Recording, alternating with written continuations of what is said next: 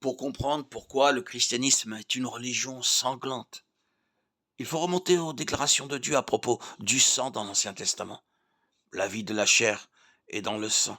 Lévitique 17, 11, 14. Dieu nous dit ici que la vie et le sang sont par essence une seule et même chose. Le sang transporte les nutriments nécessaires à la vie vers toutes les parties du corps. Il représente la source de la vie. En revanche, l'effusion de sang représente l'effacement de la vie, c'est-à-dire la mort. Le sang est également utilisé dans la Bible pour représenter la vie spirituelle. Quand Adam et Ève ont péché dans le jardin d'Éden en désobéissant à Dieu et en mangeant du fruit de l'arbre interdit, ils ont aussi connu la mort spirituelle et la mort physique des années plus tard. L'avertissement de Dieu, tu ne mangeras pas de l'arbre de la vie, de la connaissance du bien et du mal, car le jour où tu en mangeras, tu mourras, en Genèse 2,17. C'était accompli. Leur sang, leur vie étaient désormais souillés par le péché.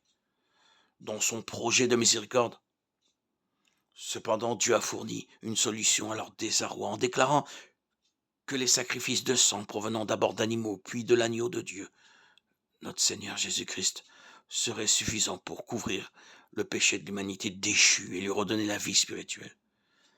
Il a institué le système sacrificiel en commençant par les animaux, qu'il a lui-même tués pour fournir les premiers vêtements, couvrant ainsi le péché d'Adam et Ève, Genèse 3, 21.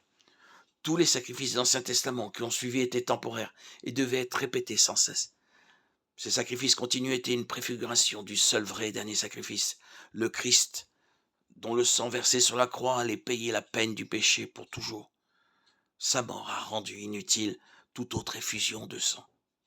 Hébreux 10, 1, 10.